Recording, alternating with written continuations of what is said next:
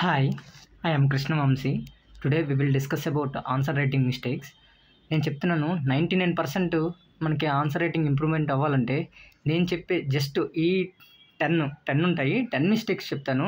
Next time మీరు చేయకుండా ఉంటే ఆన్సర్ రైటింగ్ ఇంప్రూవ్ అయ్యే అవకాశం ఉంది. దీనికంటే ముందు మీరు తెలుసుకోవాల్సింది ఏంటంటే ఆన్సర్ రైటింగ్ గురించి వీడియోస్ యూట్యూబ్లో చాలా ఉన్నాయి.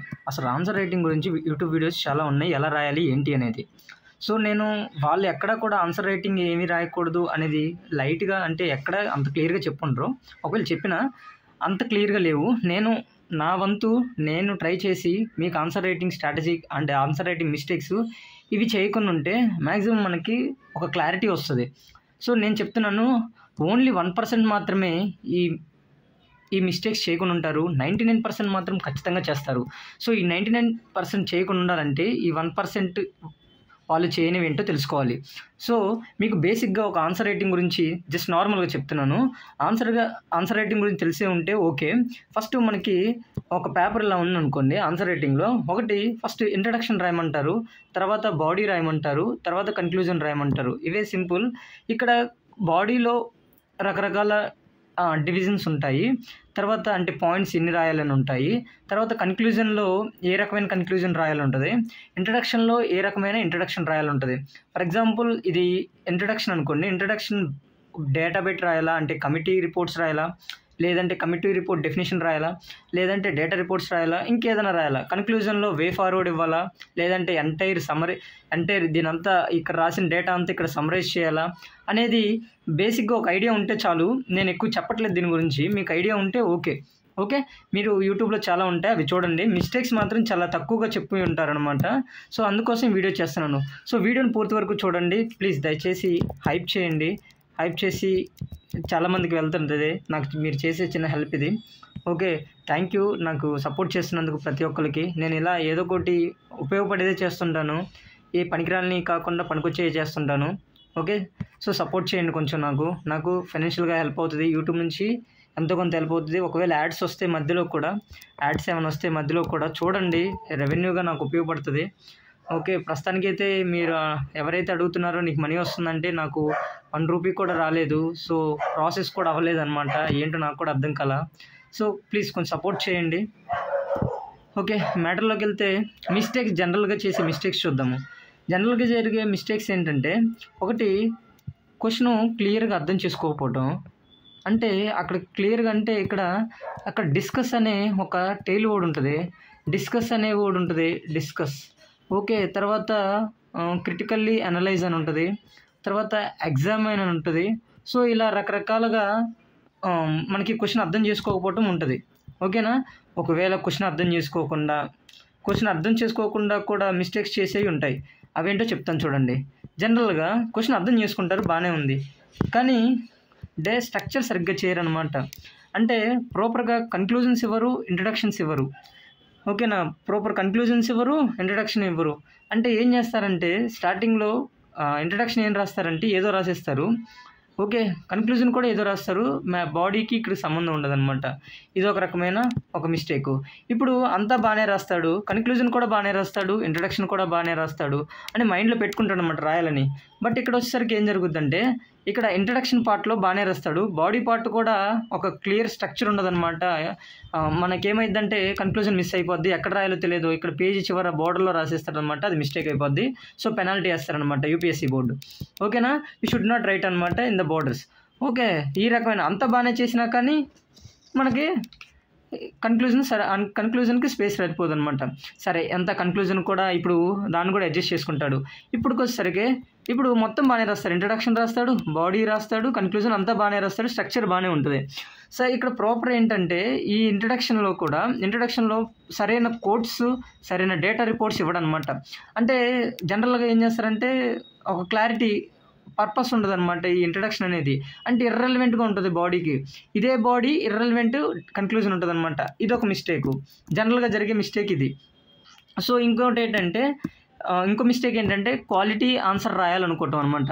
అంటే మనం క్వాలిటీ ఆన్సర్ రాయాలనుకునే క్రమంలో ఏం జరుగుద్దంటే క్వాలిటీగా రాయాలంటే ఓకే. క్వాలిటీగా రాయటానికి మనం జనరల్‌గా యూపీఎస్సీ అనేది ఒక రకమైన జర్నలిస్ట్ ఎగ్జామ్. అంటే ఒక ఐఏఎస్ ఆఫీసర్ అనేది జర్నలిస్ట్ అనమాట.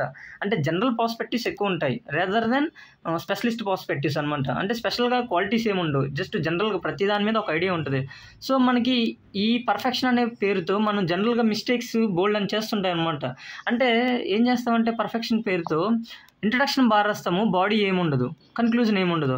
లేదంటే మనకి బాడీ నీట్‌గా రాస్తాడు. కన్క్లూజను తర్వాత ఇంట్రడక్షన్ సరిగ్గా ఉండదనమాట. సో, ఈ రకమైన మిస్టేక్స్ చేస్తాడు. అదీ కాక ఆ పర్ఫెక్షన్ టైంలోనే క్వాలిటీ మిస్ అవుద్ది. సో, క్వాలిటీ అంటే ఎలా ఉంటదంటే ఫర్ ఎగ్జాంపుల్ క్వాలిటీ అంటే ఎలా చెప్పుకోవచ్చంటే క్వాలిటీ సరిగ్గా ఉండకపోవచ్చు. లేదా ఇంప్రాపర్‌గా క్వాలిటీ ఉంటది. అంటే ఎలా ఉంటదంటే ఎక్కువగా క్వాంటిటీ రాసేస్తాడనమాట. అంటే మనకిచ్చేది 150 మార్క్స్‌కి 150 వర్డ్స్‌కి 2 పేపర్‌లు ఇస్తాడు. అంటే 2 పేజెస్ ఇస్తాడు. ఈ 2 పేజెస్‌లో కూడా మనం సఫిషియెంట్‌గా సరిపెట్టుకోవాలి. బట్ మనోడు ఏం చేస్తాడంటే జనరల్‌గా ఇంట్రడక్షన్, కన్క్లూజన్, బాడీ అంతా కలిపేసుకొని మిస్ అయిపోద్దనమాట. కన్క్లూజన్ మిస్ అయ్యడం ఇది జరుగుద్ది. అంటే టూ మచ్ క్వాలిటీ రాయాలని చూస్తాడు. టూ మచ్ క్వాలిటీ కాదు, క్వాంటిటీ రాయాలని చూస్తాడనమాట. క్వాలిటీ మిస్ అయిపోద్ది. So, quality is greater than quantity అనమాట. ఇది గుర్తుపెట్టుకోండి. ఎప్పుడైనా గుర్తుపెట్టుకోండి. ఒక పేజీ రాసినా క్వాలిటీగా ఉంటే సరిపోద్ది.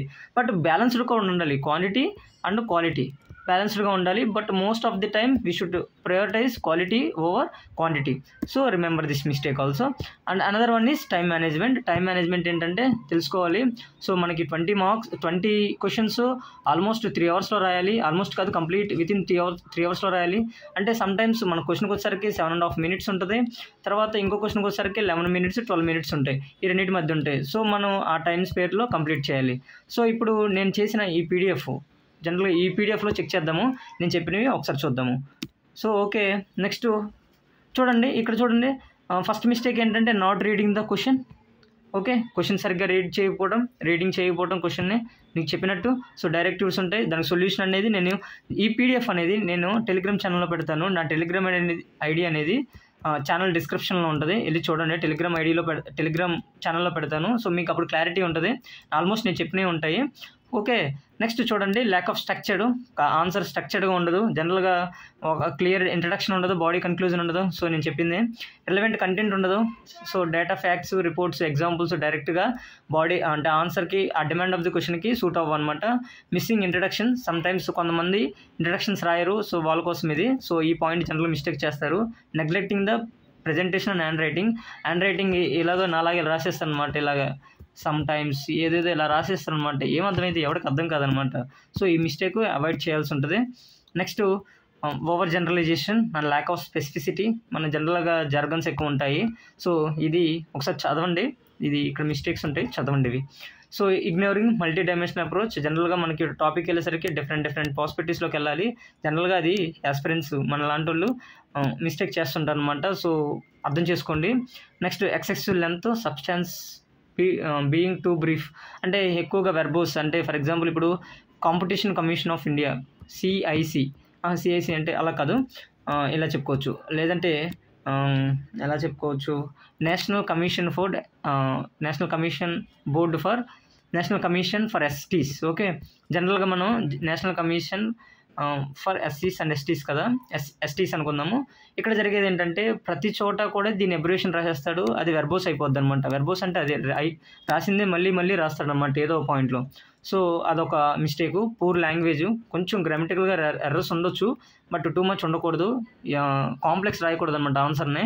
మనం పెద్ద ఎక్స్పర్ట్స్ని కాదనమాట ఆన్సర్ రైటింగ్లో. అంటే ఎక్స్పర్ట్స్ అంటే in the sense language experts కాదు. Okay. We should write in a formal and clear, grammatical, correct. కొంచెం కరెక్ట్ అయి ఉండాలి. మరీ అంత పర్లేదు. ఓకే. కొంచెం అర్థమయ్యే విధంగా ఉంటే చాలు. మరీ టూ మెనీ గ్రామటికల్ ఎర్రర్స్ లేకుండా. నెక్స్ట్ టైం మేనేజ్మెంట్ సరిగ్గా లేకపోవటం. ఓకే. టైం మేనేజ్మెంట్ లేకపోవడం వల్ల చాలా ఇబ్బందులు వస్తాయి. సో, ఐ హోప్ మీకు అర్థమైనవి అనుకుంటున్నాను.